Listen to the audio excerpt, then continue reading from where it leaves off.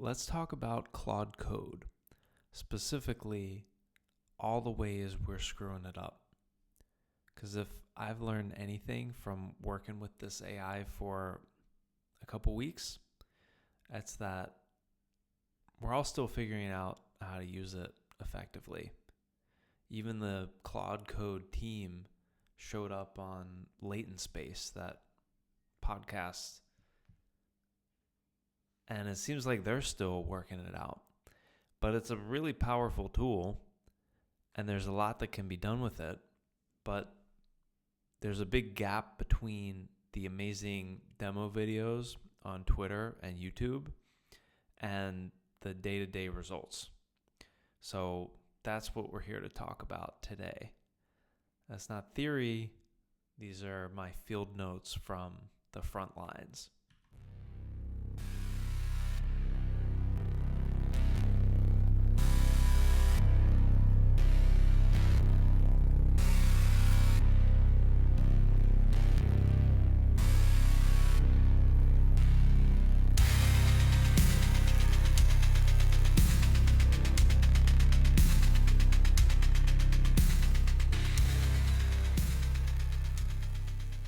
All right, I'm Dan. I've been building with AI for 65 years, and this is building on fire. So I've been head down with Claude Code for a couple weeks now, and here's the unvarnished truth. It's not the specific AI tool that matters. Cursor's great, Windsurf is great, Claude Code is great. I'm sure the OpenAI copycat of Claude Code is great. But it's really how you use it that makes a huge difference. And I think we're all following the same pattern. We get amazed by some flashy demo, then the reality check hits when we try it out, and it's not as good as we thought, or at least the first time doesn't come out as good as we thought. And then either we give it up or we gradually figure out what works.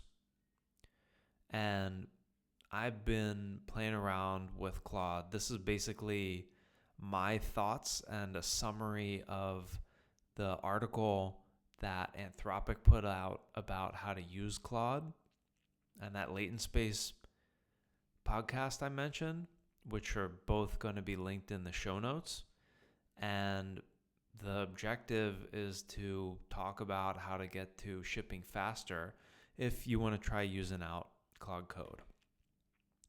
So why do our interactions with tools like Claude Code keep missing the mark? Well, it's not rocket science. We give vague instructions and then we act surprised when we get vaguely created results. Or we dump too much context in, and it's not the right context, it's not directed, and then it comes out as crap on the other end. And we also blame the AI for that. We also treat AIs like some magical oracle. This is especially true with the vibe coding crowd, which I'll just stay away from for now. Another thing we do is we jump straight into asking for code without building proper understanding first. Parker Rex has a lot of great videos on how to deal with this, how to create great PRDs. I think he might go a little overboard with the amount of documentation before you get to code, but I think it's very much in the right direction. And then the worst of all, that I get into all the time working with AIs is I just let it go. I don't course correct when I kind of sense that things are going off the rails. And then I end up 20 minutes later just in all caps, screaming at it, using all the bad words. And that doesn't make it better. And we got to avoid all these pitfalls. And there's a lot of ways to do it. This is specifically how I've found to get Claude Code to avoid some of those pitfalls. So first is the init command. So if you run /init, when you open Claude Code, it'll create a CLAUDE.md file, which is like the cheat sheet for the AI about what the project is, what's going on. And it's important. And I think it's worth looking through it rather than just letting it go, because if you garden this little thing like it's your little bonsai tree for the garden that is your project, the things that build up around it, that Claude Code builds up around it, are going to reflect the way you've cultivated or not that bonsai tree, because the CLAUDE.md context is really core. So it's kind of like onboarding a new team member. They just, Claude looks at this first, similarly to cursor rules and things like that. But it gives you a way to onboard Claude for the coding session that you're going to have. So that's critical. Another thing is the workflows. So they matter more than any really smart individual command or prompt you can come up with. There's 3 patterns that the Anthropic team recommends as delivering the best results, and I think just in my own personal use are pretty good too. The first is a foundation. So explore, plan, code, commit. And do this in very small chunks. So first, before coding, kind of shape what it is that you want to do. And then also before coding, come up with a clear, more technical plan of how you intend to implement it. Then third, you actually write the code.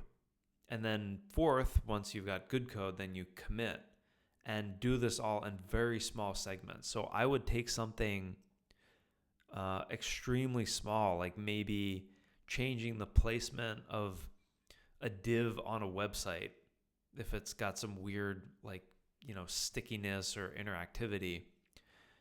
That would be a feature or something that I split out to go through all these steps with. Because if you don't do that, then things end up going off the rails. If you just throw out a one-liner, make this div, sticky at the top right of the page, what you intend might be different from what actually comes out unless you go through the exploration, the planning first. So I think that's really important, and keeping it very small is also very important. Then the second thing that they recommend is test-driven development. Now, this I haven't tried as much. I don't know why. I'm kind of lazy when it comes to tests. If it works, then, it works. But I can be convinced. The Anthropic team seems pretty convinced about it. So, test-driven development, I think the reason why working with AI unlocks this is everybody hates writing tests, but AI does not hate writing tests. To AI, writing tests and also writing documentation is really easy. So you can just have them come up with 1 million unit tests for you and then get them to pass. And then when they pass, then you've got something good. I think the challenge I have with this is that if you're writing a lot of tests, you still have to review the tests and make sure that they're actually checking for what you want. So I like this approach, but I think you can go overboard very quickly. Then last is the visual iteration, and they recommend throwing in screenshots. But what I think is even more powerful now that MCPs exist is, especially if you're building a website, you can just use the Playwright or the Puppeteer MCPs and it'll go and get screenshots for you. So you don't have to go and create the screenshot and then upload it to Claude. You can tell Claude to do it itself. And that's kind of a third really powerful workflow. Then they talk about the thinking mode. I'm not in the max plan yet, so I don't pay that much attention to this. I'm curious for anyone who has it. Like, what do you think? Or what do you ultra think? Or overthink? I don't really know what the distinctions are between these or when you would use them. It seems really fuzzy. I'm very annoyed with the sliders of power that a lot of the AI tools are adding now, because there's no meaningful way to use it, because I don't know what it really means. These recommendations are not that helpful.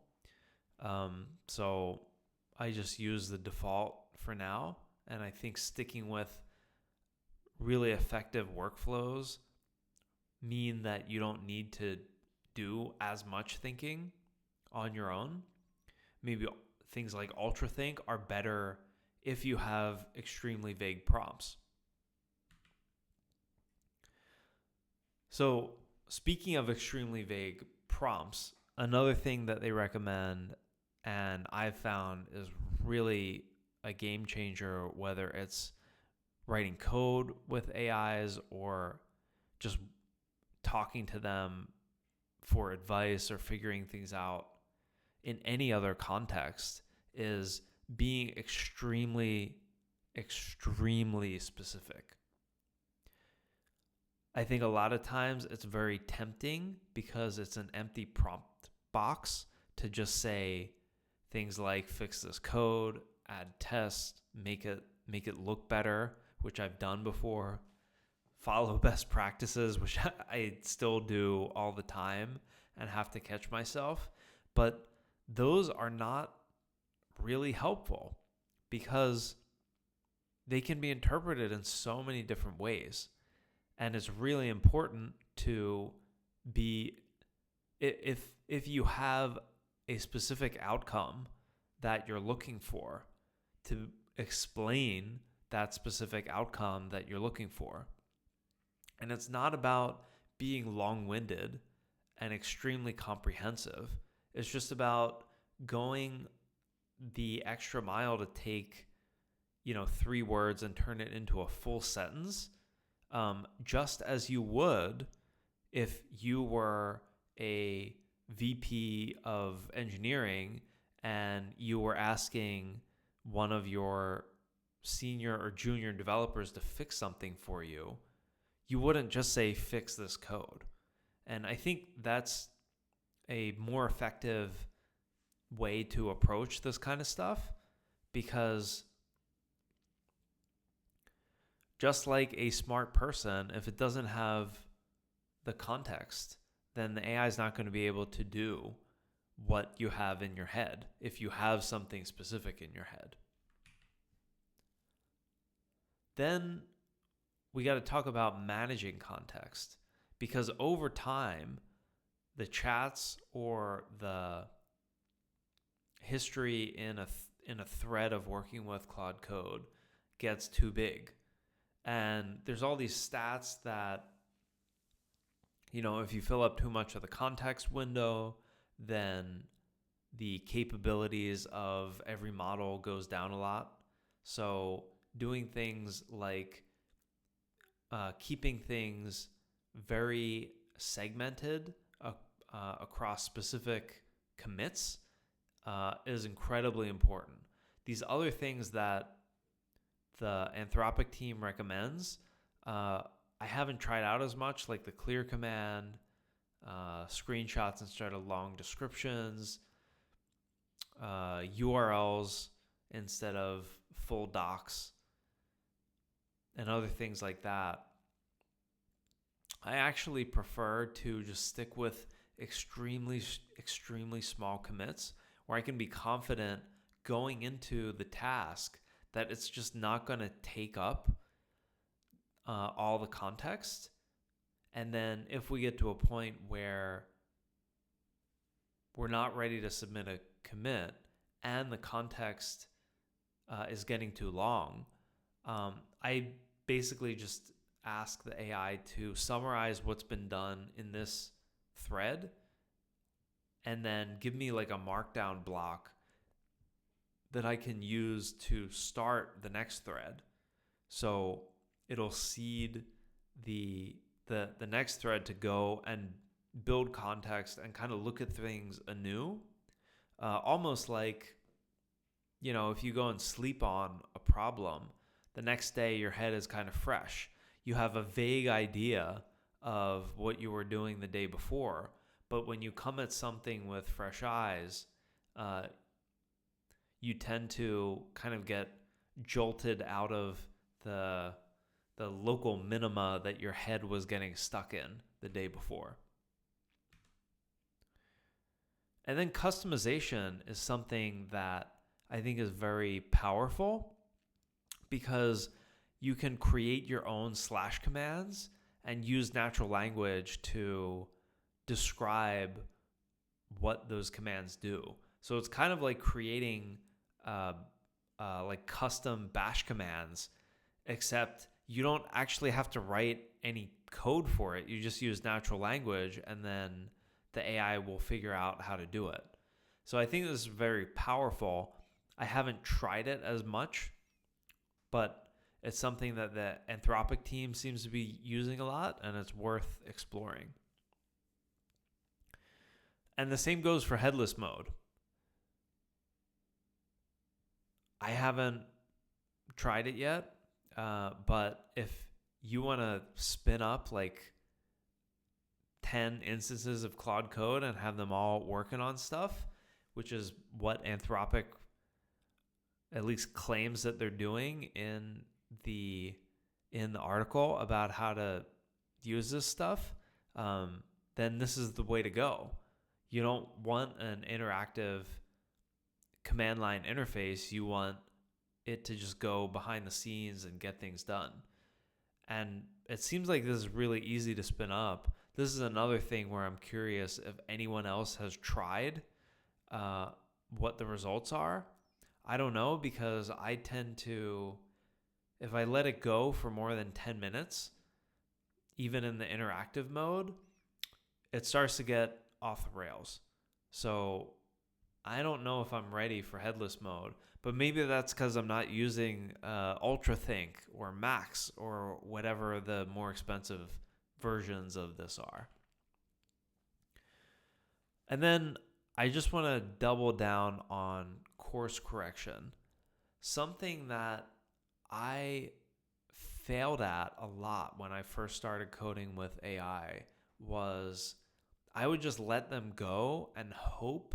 Like if I felt that something was going wrong, I would let it go and just hope that it would figure out what's really going on and then course correct itself.